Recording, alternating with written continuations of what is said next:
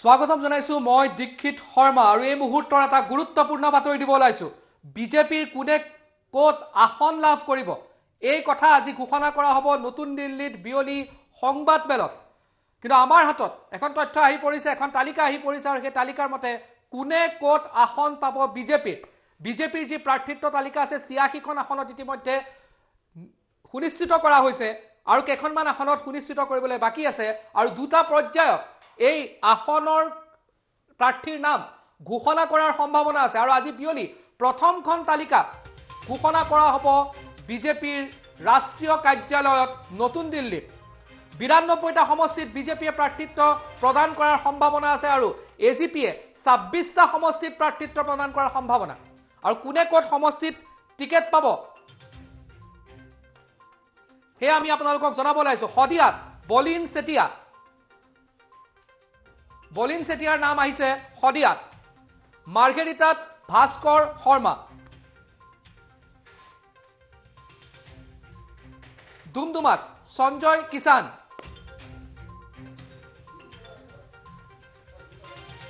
তিনিচুকীয়াত পুলক গোহাঁই প্ৰাৰ্থিত্ব পোৱাৰ পূৰ্ণ সম্ভাৱনা সাবুৱাত অগপৰ পুনাকন বৰুৱাই লাভ কৰিব এই সিটটো অগপৰ হাতলৈ গৈছে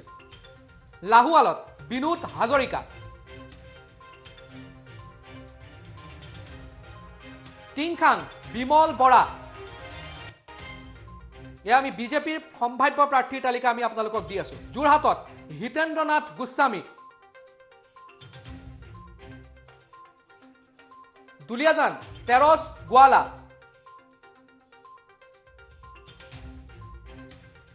নাহৰকটীয়া তৰংগ গগৈ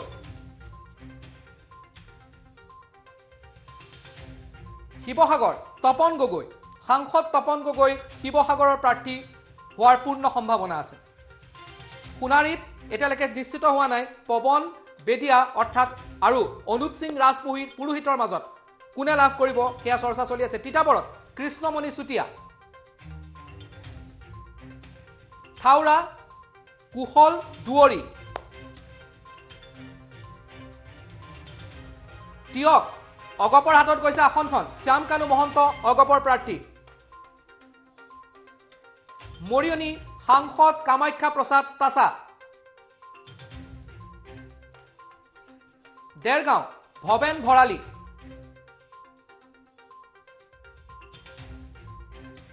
খুমটাই মৃণাল শইকীয়া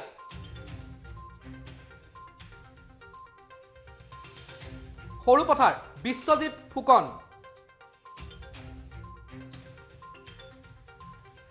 গোলাঘাট অজন্তা নেওগ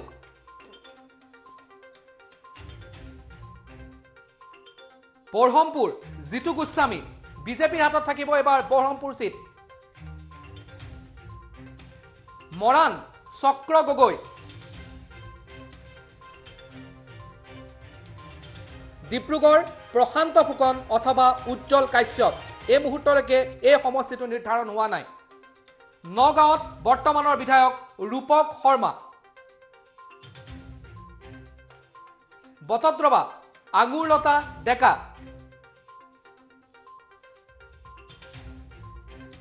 নাজিৰা ময়ূৰ বৰগোহাঁই অথবা প্ৰহ্লাদ গোৱালা এয়া আমি আপোনালোকক জনাই আছো যে মাৰ্ঘেৰিটাত ভাস্কৰ শৰ্মাই পাব পাৰে প্ৰাৰ্থিত্ব বিজেপিৰ দুমদুমাত সঞ্জয় কিষাণ তিনিচুকীয়াত ৰাজ্যিক উপসভাপতি পুলক গোহাঁই সাবুৱাত অগপৰ পুনাকন বৰুৱা অগপৰ হাতলৈ গ'ল সাবুৱা সমষ্টিটো লাহুৱালত বিনোদ হাজৰিকা টিংখাং বিমল বৰা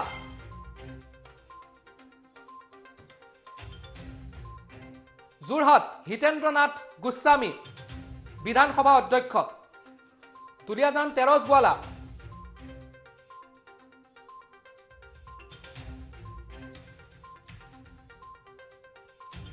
আৰু এই মুহূৰ্তত এই বিষয়ে সবিশেষ কথা পাতিবলৈ মই সংযুক্ত হৈছো মোৰ সহযোগী দীপাংকৰ আছে দীপাংকৰ আজি বিয়লি এখন তালিকা প্ৰস্তুত হোৱাৰ আৰু ঘোষণা কৰাৰ পূৰ্ণ সম্ভাৱনা আছে দীপাংকৰ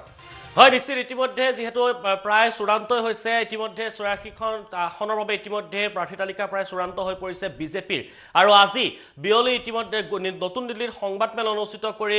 বিজেপিৰ কাৰ্যালয়ত সংবাদমেল অনুষ্ঠিত কৰি তালিকা ঘোষণা কৰাৰ পূৰ্ণ সম্ভাৱনা আছে আৰু কিমানখন আসনত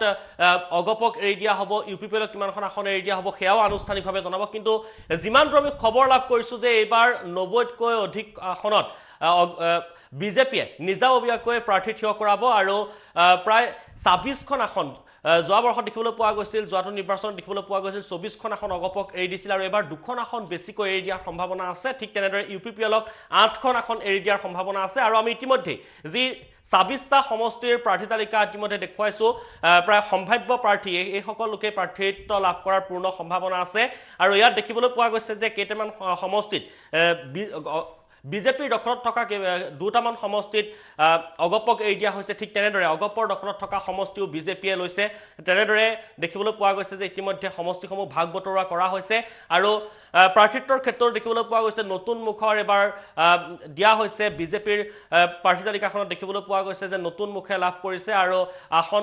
প্ৰাৰ্থিত্ব লাভ কৰাৰ পূৰ্ণ সম্ভাৱনা আছে আজি মুঠ ৮৬খন আসনৰ বাবে প্ৰাৰ্থী তালিকা ঘোষণা কৰাৰ পূৰ্ণ সম্ভাৱনা আছে নতুন দিল্লীত আৰু ঠিক তেনেদৰে লক্ষণীয় বিষয়টো হৈছে যে ইতিমধ্যে আপুনি জনাইছে যে চাবুৱা সমষ্টিটো অগপক এৰি দিয়া হৈছে যিটো নেকি বিজেপিৰ দখলত আছিল আৰু বিনোদ হাজৰিকাক লাহোৱালত এবাৰ প্ৰতিদ্বন্দ্বিতা কৰাৰ পূৰ্ণ সম্ভাৱনা আছে লাহোৱালত প্ৰাৰ্থিত্ব আগবঢ়াৰ সম্ভাৱনা আছে বিজেপিৰ পৰাই আৰু তেনেদৰে সলনি কৰা হৈছে আৰু ঠিক তেনেদৰে দেখিবলৈ পোৱা গৈছে প্ৰাক্তন মুখ্যমন্ত্ৰীৰ সমষ্টি যি প্ৰফুল্ল কুমাৰ মহন্তৰ ব্ৰহ্মপুৰ সমষ্টিৰ সেই ব্ৰহ্মপুৰত এবাৰ প্ৰদান কৰা হৈছে ঠিক তেনেদৰে দেখিবলৈ পোৱা গৈছে যে বিজেপিৰ হাতলৈ যাব পাৰে ব্ৰহ্মপুৰ সমষ্টি জিতু গোস্বামীয়ে এবাৰ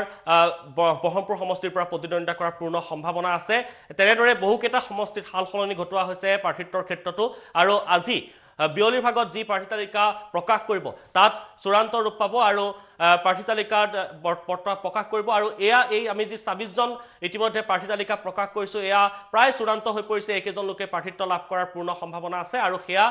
নিশ্চিত খবৰ লাভ কৰা যাব আজি বিয়লিৰ ভাগলৈ ধন্যবাদ জনাইছোঁ দীপাংকৰ আপুনি এইখিনি তথ্য আমাৰ হাতলৈ আগবঢ়ালে আৰু এই মুহূৰ্তত পুনৰ সেই তালিকাখন আমি আপোনালোকক দেখুৱাব বিচাৰিছোঁ য'ত কৈ থকা হৈছে যে এই সম্ভাৱ্য প্ৰাৰ্থী হ'ব পাৰে বিজেপিৰ আজি বিয়লি ঘোষণা কৰা হ'ব ৯২টা সমষ্টিত ইতিমধ্যে প্ৰতিদ্বন্দ্বিতা কৰাৰ কথা উল্লেখ কৰিছে ৰাজ্যিক সভাপতি ৰঞ্জিত দাসে আৰু অগপই ২৬টা সমষ্টিত প্ৰাৰ্থিত্ব আগবঢ়োৱাৰ কথা উল্লেখ কৰা হৈছে ৰঞ্জিত দাসৰ ফালৰ পৰা আৰু কোনকেইটা সমষ্টিত কোন প্ৰাৰ্থী হ'ব পুনৰ এবাৰ আমি আপোনালোকক সেই তালিকাখন দিবলৈ চেষ্টা কৰিছোঁ যে শদিয়াত বলিন চেতিয়াই প্ৰাৰ্থিত্ব লাভ কৰাৰ পূৰ্ণ সম্ভাৱনা আছে মাৰ্ঘেৰিটাত ভাস্কৰ শৰ্মা প্ৰাৰ্থিত্ব লাভৰ পূৰ্ণ সম্ভাৱনা ডুমডুমা সঞ্জয় কিষাণ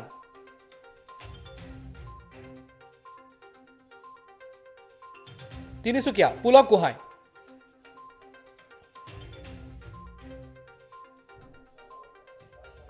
চাবুৱা অগপৰ পুনাকন বৰুৱা লাহোৱাল বিনোদ হাজৰিকা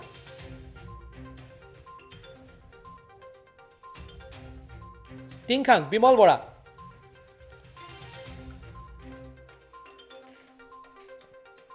যোৰহাট হিতেন্দ্ৰনাথ গোস্বামী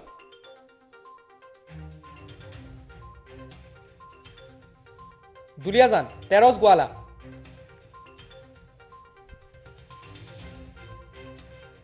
নাহৰকটীয়া তৰংগ গগৈ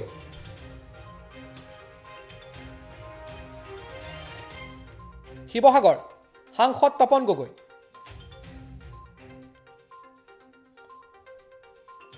সোণাৰীত পৱন বেদিয়া অথবা অনুপ সিং ৰাজপুৰোহিত এতিয়ালৈকে স্পষ্ট হোৱা নাই কোনে টিকেট পাব তিতাবৰ কৃষ্ণমণি চুতীয়া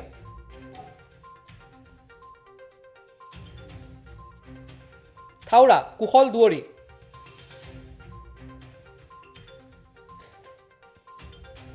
তিয়ক অগপৰ শ্যাম কানু মহন্ত মৰিয়নি কামাখ্যা প্ৰসাদ তাছা ৰাজ্যসভাৰ সাংসদ দেৰগাঁও ভৱেন ভৰালী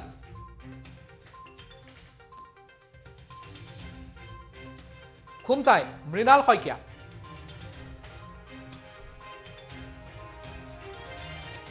সৰুপথাৰ বিশ্বজিৎ ফুকন,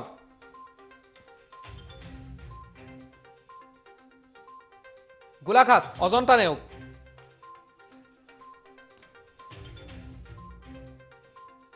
বৰহমপুৰ জিতু গোস্বামী,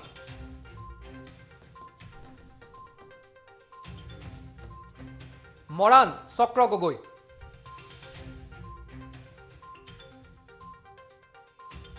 ডিব্ৰুগড় প্ৰশান্ত ফুকন অথবা উজ্জ্বল কাশ্যপ, নগাঁও বৰ্তমানৰ বিধায়ক ৰূপক শৰ্মা,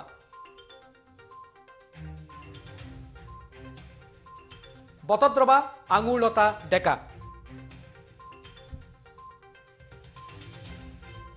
নাজিৰা ময়ূৰ বৰগোহাঁই অথবা প্ৰহ্লাদ গোৱালা,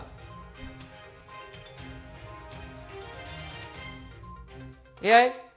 সম্ভাৱ্য প্ৰাৰ্থীৰ তালিকা। ৯২টা সমষ্টিত প্ৰতিদ্বন্দ্বিতা কৰাৰ সম্ভাৱনাৰ কথা উল্লেখ কৰিছিলে ৰাজ্যিক সভাপতি ৰঞ্জিত দাসে।